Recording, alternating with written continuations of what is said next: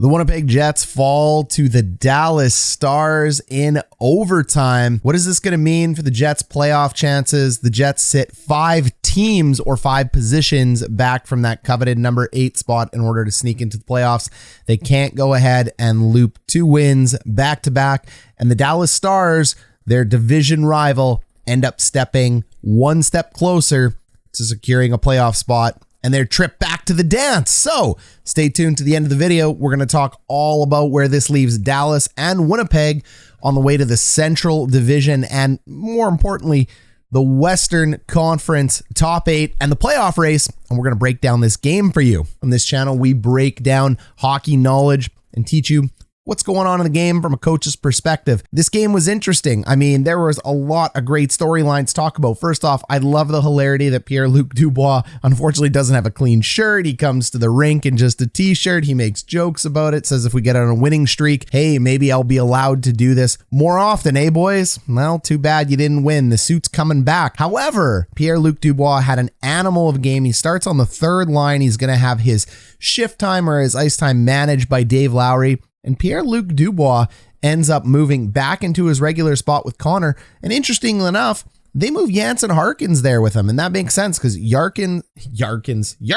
Harkins and Dubois end up playing 2 of the best games for the Winnipeg Jets up front. They had a fantastic effort. But I got to say, I think it was 55 and it was 26 tonight. Wheeler had some of the best back checks. He looked like he was 4 or 5 years younger. This is one of Wheeler's best games all year. I thought the captain looked fantastic. He led with heart, grit, did a lot of great things for the Winnipeg Jets. And Mark Scheifele, he ends up burying that tying goal at the end of the 3rd.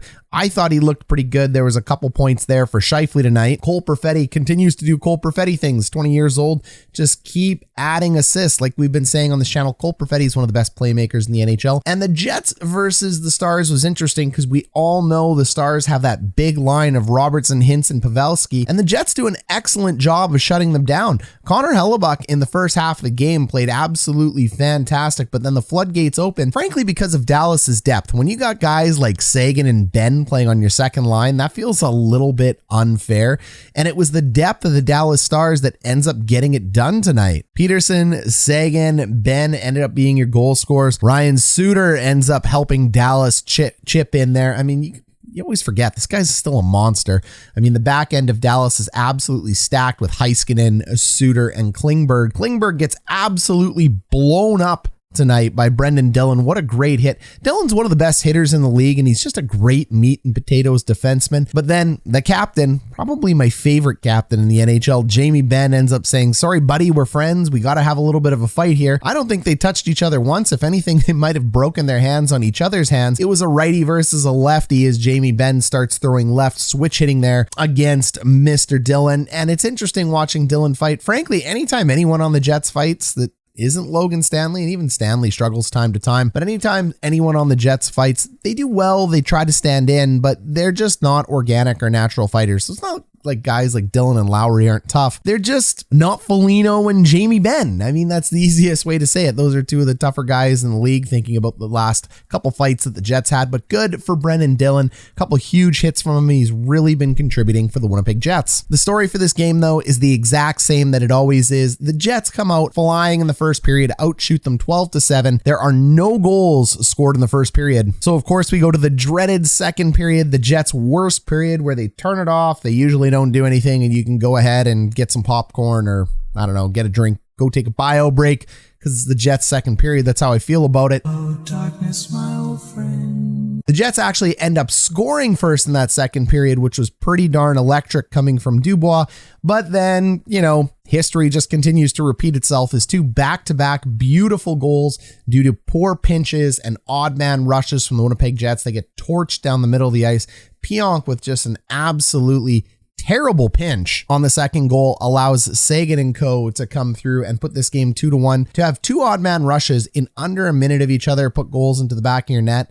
That's just heartbreaking for the goalie. It's heartbreaking for the Jets. But this game was not lacking excitement because Jansen Harkins on probably the best 4-player pass I've ever seen. I don't know how I feel about Pionk tonight. On a one half, I think Pionk had a great game. On another half, I think Pionk cost the game at the same time. You got to excuse the guy for coming back from COVID, having a little bit of a layoff there. But I mean, the drop passes there on that Jansen Harkins goal were just amazing from Scheifele, Perfetti, Neil Pionk driving the mid lane, jumping in there, all 4 players. And then Harkins' shot, it had absolute eyes and just burns past the Dallas Stars goaltender there. Excellent job by the Winnipeg Jets to tie that up. But unfortunately, it's a redirect in front of the net. And we've talked about this over and over. The Stars redirect it in front of the net where the Jets get scored on. They are giving up chances in front of the net. The defensemen are not tying people up in front of the net. If you missed my last video, we'll go ahead and pull up a heat map here from hockeyviz.com. The hot red location here shows where the Winnipeg Jets are letting the most amount of chances come in. It's right in front of the net. And if we go ahead and overlay the shots for the Dallas Stars on tonight's game, guess what? It really does end up matching. So the entire season of the Jets, they've struggled allowing too many shots in front of Connor Hellebuyck. And the only reason the Jets are at where they're at, it's not the fact that Hellebuck's cold. Go ahead and take a look at this chart that we showed again last video, but worth bringing up again. Connor Hellebuyck is standing on his head and keeping those pucks out of the net. But tonight, when you take a look at the shot count, the fact that 4 goals ended up going in that area, doesn't, but 2 of those goals are across the Royal Road and they're odd man rushes. So what are you going to say? The third one's in overtime. The other one's a redirect in front. So Hellebuyck could have probably handled the redirect in front, but the other 3, they're not on Helly. Not one chance. We end up going into overtime, and you know what? Overtime, for all sake, it's a tie. It was very exciting. What a great back check by Blake Wheeler. For those of you who were watching the Canadian broadcast and you heard the term backtracking, in hockey, they like to change the name. It's now called back pressure or backtracking. Back checking is not a word we use anymore. I don't care. It doesn't make any sense. I don't like the terminology at all. It's fine that people want to use it, but if you want to know where that's coming from, back check, back pressure, backtrack, or tracking all mean the same thing. Skate hard backwards, 5 hard strides, and take the puck away from him like Blake Wheeler did to turn it over to Mark Scheifele in the overtime. And Scheifele could have put that away, and the Jets desperately need those 2 points. Here's the Winnipeg Jets down here in number 13, and we go ahead and we take a look at their point percentage here at .523, and then we go take a look. We draw that line here for where they're chasing the number 8 position, and we know they're chasing the Ducks, they're chasing Dallas, they're chasing Edmonton. They're not really chasing San Jose or Vancouver because, again, here you go. We're taking a look at that point percentage, and the Jets at 5.523.